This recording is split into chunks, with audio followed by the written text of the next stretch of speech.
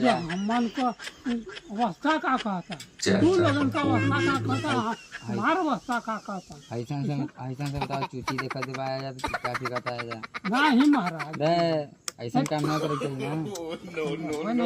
अभी उनके लेके इनके दुल्ही के देखिए ये मार नहीं कलंडा खाते भलावा भलावा हमके हम लगता नहीं कि हम का अच्छा बाबा, हम तो घरे रहली सा।